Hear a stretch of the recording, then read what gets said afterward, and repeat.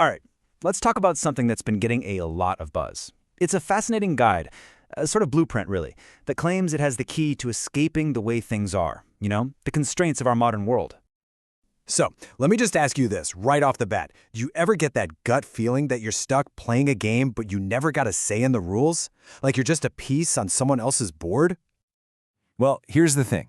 According to this really interesting guide, that feeling is totally real. It basically says, yeah, you are in a system that was designed for you, not by you. But, and this is the whole point, it also says there's a way out. Okay, so here's the game plan. We're going to walk through this simulation escape guide step by step. First, we'll nail down what it even means by the modern matrix. Then, we'll get into the 3 big keys it says you need to break free: mastering your mind, taking charge of your body, and getting your money right. And finally, we'll look at what life could actually look like on the other side. All right, first things first. Let's get to the heart of the problem. Section 1 is all about defining this modern matrix, what the guide calls the invisible walls. So, what is this matrix? Let's be super clear. We are not talking about some sci-fi movie. The guide is talking about real-world stuff we all recognize. The 9-to-5 grind, the mountain of consumer debt, the constant social pressure to fit in. And the big idea here is that this system isn't just an accident. It's practically designed to keep you in line and cap your potential. Okay, so that brings us to the very first key to getting out, and you could argue it's the most critical one of all: mindset mastery. The guide calls it unlocking your own mind, and really, it's the foundation for everything else. And man, this quote from the guide just hits the nail on the head. The walls of your prison are not made of stone, but of your own thoughts. You hold the only key. See what it's saying? Before you can even think about changing your circumstances, you have to realize the biggest prison is the one you've built inside your own head. The escape has to start there. And it's not just some vague idea. The guide lays out 3 concrete steps to rewrite your program. It all kicks off with rejecting victimhood. You have to drop the idea that you're just a passenger. Then, it's all about embracing total accountability for your choices, your screw-ups, everything. And last, you have to control your inputs. You have to be the gatekeeper for what you read, watch, and listen to, and basically reprogram yourself to see opportunity instead of obstacles. So, once your head's in the right place, the blueprint moves to the second key. And this is where we go from the internal to the external.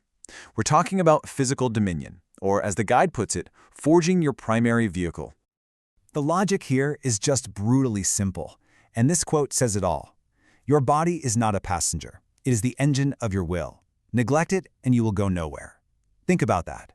The guide's point is that you can't build a new life if you're physically falling apart. You need a powerful body to carry out the plans of a powerful mind. It's not optional, it's essential. To get there, the guide points to 3 core pillars. First is unwavering discipline, the kind of resilience you can only build through tough, consistent training. Second is objective strength, setting and hitting real, measurable strength goals, which in turn builds mental toughness. And third, peak conditioning, so you have the raw energy to actually do what you set out to do. It's about forging a body that's an asset, not a liability. Okay, so mind, check. Body, check. Now we get to the third and final key, the one that tackles the outside world head-on. Section 4, financial sovereignty, or breaking the chains of dependency. And this right here just perfectly lays out the choice the guide presents. You've got the conventional path on one side, one job, totally dependent on your boss, trading your precious time for a paycheck. And then you have the sovereign path, multiple streams of income, being self-reliant, building things that make money for you. It's a fundamental fork in the road. Do you want to be a piece of the machine, or do you want to own it? So, you've done the work. You've mastered your mind, your body, your finances. What's the end game? Where does this all actually lead? That brings us to the final section, life outside the simulation. What does this freedom even look like? And this is maybe the biggest takeaway from the whole thing. Real freedom isn't about getting the fancy car or the big house. It's not some finish line you cross. According to the guide, it's a state of being. It's about achieving total personal autonomy, where you, and only you, are in complete control of your mind, your body, and your time. So in the end, the guide makes it really clear that it's just that, a guide. It's a blueprint. It can show you the map, it can give you the tools, but it ends with a challenge pointed right back at you. The blueprint is there, but only you can turn the key.